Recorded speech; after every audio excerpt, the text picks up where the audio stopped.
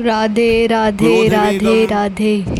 हिंसावेग मुदरोपस्थवेगम एतान वेगान सहते यस्तु विद्वान निंदाचास्य हृदयम नोपहन्यात्।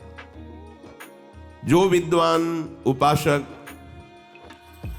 वाणी का वेग, मन का वेग, क्रोध का वेग, हिंसा का वेग, भूख का वेग और जनेंद्रिय जनित मैथुन का वेग जो सह जाता है, वही महात्मा निरंतर भजन कर सकता है, वही उपासक निरंतर भजन कर सकता है। नहीं, यही वेग आकर उसके भजन में अंतराय पैदा कर देते हैं। ये वेग वाणी का, मन का, क्रोध का, हिंसा का, उदर का, उपस्थ का यदि आप नहीं सहन करते तो ये आपके भजन में बाधा डाल देंगे, निरंतर भजन नहीं होने देंगे। दूसरा, निरंतर भजन करने में जो प्रभु कह रहे हैं आसित मत्परः, मेरे परायण होकर भजन करो। अब इन वेगों से बचकर क्यों भजन में चलता है तो उसके अंदर एक बात आने लगती है, मैं अच्छा भजनानंदी हूं। जहां ये बात आई तहां वो दूसरों जो वैष्णव है, महतजन है, महात्मा जन है, वो टीका टिप्पणी करने लगता है उनकी। ये होता है। अपने में श्रेष्ठ भाव आने पर दूसरे साधकों की, वैष्णवों की, महापुरुषों की, महतजनों की वो टीका टिप्पणी करने लगता है। ऐसा क्यों, ऐसा, ऐसा क्यों, ऐसा। ये आपके भजन को ही रोक देगा। निरंतर भजन चलने की तो बात जाने तो भजन से ही विमुख कर देगी ये वृत्ति। ये 6 बातें संतों के प्रति नहीं करनी चाहिए। वो वेग सहो और ये बात भूलकर अपनी वाणी पे न लाओ। बास निरूपण, किसी भी संत महात्मा वैष्णव के विषय में ऐसा कहना, ये तो महलों में रहते हैं या ये तो गांव में रहते हैं, राधे राधे राधे तो गंगा राधे। किनारे या स्मशान में कहीं खंडहर में रहना चाहिए, बाबा जी हैं ऐसे वैसे। वास निरूपण करना, तभी जब अहम जागृत होता है तो संतों की प्रति टीका टिप्पणी शुरू हो जाती है। वास निरूपण, किसी भी संत महात्मा वैष्णव के प्रति उसके वास के विषय में बोलना। दूसरा, ज्ञान निरूपण, किसी संत वैष्णव के प्रति ऐसा, ये पढ़े लिखे तो है नहीं, शास्त्रों का इनको ज्ञान तो है नहीं, वेश बना लिया, बस पेट भरण पोषण के लिए घूम रहे, कोई इनको ज्ञान तो है नहीं। क्या भजन करेंगे, क्या विचार करेंगे जब इनको पढ़े ही नहीं है, शास्त्रों का ज्ञान नहीं है, तो क्या ये भजन करेंगे। ज्ञान निरूपण। तीसरा, जाति निरूपण, अच्छा ये अमुक जाति के हैं, हाँ तभी चाहे जितना बेस रख ले, नीच जाति का तो नीचे जाति का रहेगा ना। ऐसा महान अपराध, ऐसा सोचना, ऐसा बोलना, ऐसा देखना, ये महत अपराध है। और ये हम लोग ध्यान नहीं देते, फिसल जाते हैं। एक बार एक जगह महात्माओं की पंगत लगी हुई थी, तो उसमें एक महात्मा को पंगत लगवाने वाले में जो श्रेष्ठ थे, उन्हें एक थप्पड़ मारा और निकालने लगे।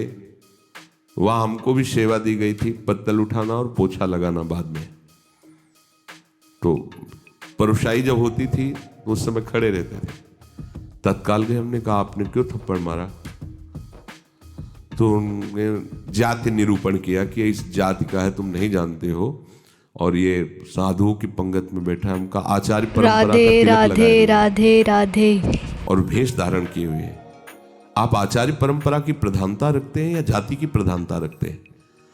वो महात्मा अश्रु प्रवाह करने लगे कि क्या मेरे को भगवान का भजन करने का अधिकार नहीं है? क्या मेरे को भगवत प्रसाद पाने का अधिकार नहीं है? जब हमें गुरु ने वस्त्र दिया है, भेष दिया है, तो हम संतों की सभा में उन्हीं की आज्ञा से बैठे हैं। वैसे हम इस योग्य नहीं हैं, पर बैठे हैं। उनकी दैन्यता देखकर तत्काल उनको हृदय से लगाया और उनसे कहा कि दोबारा ऐसी गलती ना हो। ये क्या मर्यादा है वेश के ऊपर, और उनके चरण पकड़े, एक बार इनको क्षमा करके आप बैठ जाइए, आप प्रसाद पा लीजिए। उस समय भागवती का आवेश में बोले, उनकी सामर्थ्य नहीं हुई दोबारा उनको वो प्रसाद पा के निकले, मन में ठान लिया कि झोला उठाओ और भागो यहां से। नहीं, जहां संत का अपमान हो वहां नहीं टिकना चाहिए। तो भूल हो जाती है। राजसूय यज्ञ में भगवान ब्रह्मा से लेकर के सब ईश्वर कोटि के महापुरुष पधारे थे, जिसमें स्वयं सर्वेश्वर भगवान श्री कृष्ण विराजमान थे। और उस पवित्रता का क्या वर्णन करना, जहां साक्षात धर्मराज विराजमान है वहां अपवित्रता का प्रवेश नहीं हो सकता। लेकिन यज्ञ की पूर्णता नहीं हुई थी। यज्ञ की पूर्णता सुपच वाल्मीकि के चरण धोकर रसोई में पवाने से हुई थी। स्वयं भगवान श्री कृष्ण चंद्रजू ने ऐसा आदेश किया था, जिन्होंने स्वयं गीता जी में कहा, चातुर्वर्णम मया सृष्टा गुण कर्म विभागशः। लेकिन यदि वो भगवद अनुरागी है तो चातुर्वर्णम मया सृष्टा का सिद्धांत नहीं लागू होगा। भगवान व्यास देव जी कह रहे, अहो वत्स पचतो गरीयान यज्जिभ्यागे वर्तते नाम तुभ्यम। यदि राधा राधा कृष्ण कृष्ण जिभ्या से निकल रहा है, राधे वो चांडाल राधे भी है, राधे राधे। उसका चरणामृत लेके पीना चाहिए।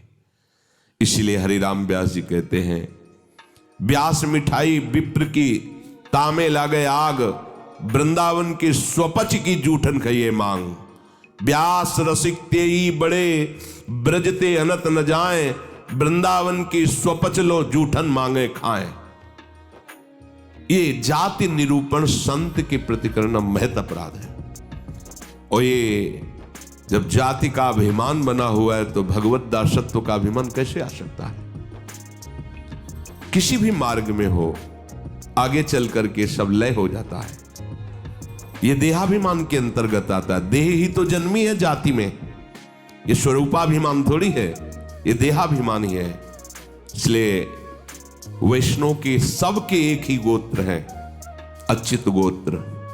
अपने सब रसिकों के एक ही गोत्र है, हरिवंश गोत्र। अगर हम जाति पक्ष में चले जाएंगे तो भगवत पक्ष से हट जाएंगे।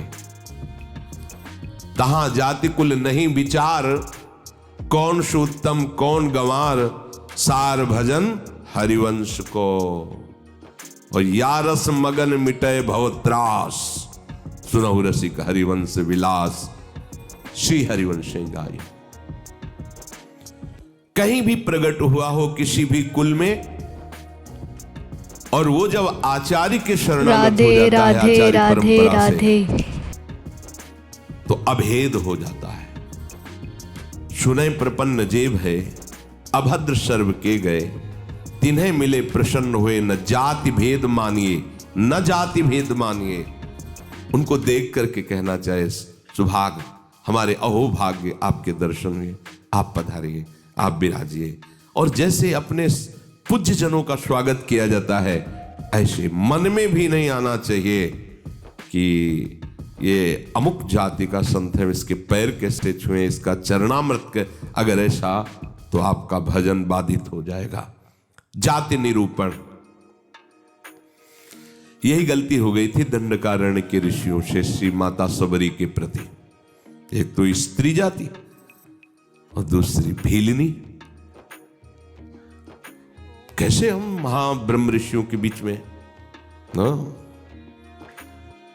बड़े बड़े कीड़ा पड़ गए थे, सरोवर के जल का प्रयोग नहीं कर सकते थे, सब अशांत थे। और भगवान श्री राम ने माता सबरी को सौभाग्य दिया ऐसा जो ब्रह्म ऋषियों को भी नहीं मिला। इसलिए कभी किसी संत के जाति निरूपण न करें। ये बिल्कुल देखो, हम सब प्रभु के अंश हैं। कर्म के अनुसार शरीर में आए, कर्म के अनुसार कुल में जन्मे, लेकिन हमको वो लेके थोड़ी बैठना है। हमको तो अपने प्रीतम के पास जाना है। हम ये कुल कर्म को लेके, जाति धर्म को लेकर के, शरीर को लेकर बैठे रहेंगे तो अगला जन्म निश्चित हो जाएगा। हमें प्रभु के पास जाना है। जो ही ये बात सोचकर आगे बढ़े तो आप केवल प्रभु के हो गए, खत्म खेल। बस सृष्टि चक्र के खेल के लिए है चातुर्वर्णम। भगवत मार्ग में जे ही आरूढ़ हुए तो वो शरीर राग हटा, भगवत अंश हो। जितने ब्रह्मा जी पवित्र हैं उतने तुम्हारा स्वरूप पवित्र है। जो भगवान शंकर का स्वरूप है वही तुम्हारा स्वरूप है। स्वरूप में अंतर नहीं है, अंतर है देह में।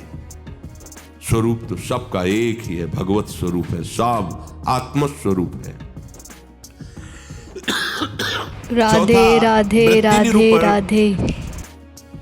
किसी महात्मा को देख के कहना है ये ना हाथ में माला है, हमें खास तो भजनानंदी तो लगते नहीं, पड़े रहते हैं, इधर खाते उधर खाते, भंडारा खाते डोलते हैं। बिल्कुल नहीं। तुम क्या जानो, क्या जानो कौन सी क्या वृत्ति है। एक भजन की ऐसी भी वृत्ति होती है जिसमें माला विक्षेप होता है।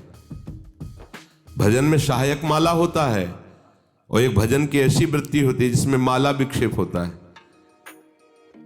अगर कभी उत्साहपूर्वक ले भी लिया जाए तो 10-5 मिनट से ज्यादा नहीं चलेगा, रख जाएगा। स्वाभाविक छाया हुआ है। अब वहां मन का चलाए तो विक्षेप पड़ रहा है, गिनती करे तो विक्षेप पड़ रहा है, चल रहा है। अब आप क्या जाने, आप माला देख के तो जान जाते हैं कि जप हो रहा है, बैठे हैं टहल रहे हैं तो आपको लगा खाली टहल रहे हैं। नहीं, ऐसा नहीं। संतों को जानना बड़ा कठिन होता है। एक बार गुरु जी की सेवा में सुकुमारी शरण थे, जे ही लाडली कुंज में प्रवेश हुए तो महाराज जी का दुर्गंध आ रही। ऐसे देखा और कहा वैष्णव अपराध करके आ रहे हो क्या? तो महाराज जी हम साबुन लगा के नहीं नहाते तो शायद शरीर से दुर्गंध। बोले वो दुर्गंध नहीं, ये वैष्णव अपराध की दुर्गंध है। गुरुदेव ने कहा महाराज जी सावधान रहते, कोई वैष्णव अपराध तो नहीं, हमें महसूस हो रही। आप पहले वहीं खड़े रहिए, बताइए क्या वैष्णव अपराध किया है। भजन का क्या प्रभाव होता है, बहुत सूक्ष्म है, बहुत सूक्ष्म। महापुरुषों के हृदय से ही पता चलता है ना। प्रारंभ में था तो पंडित बाबा की वाणी पढ़ी तो तन्मयता एकदम पंडित बाबा में हुई। तो दूसरे दिन सेवा में गए तो उन्होंने कहा कि हमारे चिंतन में कृष्ण बलराम आए, तुम्हारे सिवा और किसी का यहाँ आना नहीं है। तो उनका हाँ महाराज जी, पंडित बाबा का चरित्र पढ़ रहे तो एकदम उसमें तन्मयता एकदम। बोले हाँ तभी आया चीते। अब कितना सूक्ष्म, मतलब ये सबके समझने की बात। परिक्रमा दे रहे थे जगन्नाथ बाबा की कुटिया में, दोपहर में देखा महाराज जी गायब। देखा राधे राधे राधे राधे। महाराज जी वहां से क्यों चले आए? बोले इतनी जोर के गोपाल मंत्र के वहां परमाणु सिद्ध पुरुष थे ना, तो हमें विक्षेप पड़ रहा था निज मंत्र में, इसलिए हट के चले आए। वहीं हम पढ़े, हमें कुछ पता नहीं चला। आपका कितना सूक्ष्म, प्रवेश करते ही कह दिया आप वैष्णव अपराध करके आ रहे हैं, दुर्गंध आ रही। वो हाँ महाराज जी अगर ये वैष्णव अपराध है तो फिर वो एक समोसा बांट रहे थे तो एक संत बार बार समोसा ले और खाते जा रहे थे, फिर लेते जा रहे थे। तो उसने धक्का मारा और दबकाक भगा दिया। तो हमें लगा कि कैसे संत है, इस समोसा के लिए बार बार हाथ फैला रहे हैं। तो बोले उनको जानते हो? बोले हाँ प्राय वो दिखाई देते हैं बिहारी जी की गली में। बोले जाओ, महाराज जी ने पैसा दिया 50 रुपये उस समय, अगर जाओ समोसा खरीदो, उनको दो और उनके चरण पकड़ो, उनसे कहो कि आपके प्रति हमारी ऐसी मलिन बुद्धि हो गई थी, आप हमें क्षमा करें, फिर सेवा में आओ। कितना सूक्ष्म है महापुरुषों का सुरक्षा कवच। किसी भी संत के प्रति, वैष्णव के प्रति, ये तो पड़ा रहता है, तो कभी माला नहीं लिए, तो कोई भजन ध्यान करता नहीं, इस प्रकार से उसकी निंदा करना ये वृत्ति निरूपण है। पांचवा है स्वरूप निरूपण। इनके चेहरे में कोई तेज तो है नहीं, हमें लगता है कोई महात्मा तो है नहीं, बनावटी ही लग रहे हैं, कोई आकर्षण तो है नहीं इनके चेहरे में, सच्चे साधु नहीं है, ऐसा वैसा नहीं। आप क्या जानते हो, ये राख से ढकी हुई आग है, राख हटे तब पता चलेगा। अगर चेहरे से ही महात्मा की पहचान होती तो जड़ भरत जी को पहचान लेता रहुगण, और साधारण सत्संगी नहीं, कपिल भगवान से सत्संग करने जा रहा है। राधे राधे।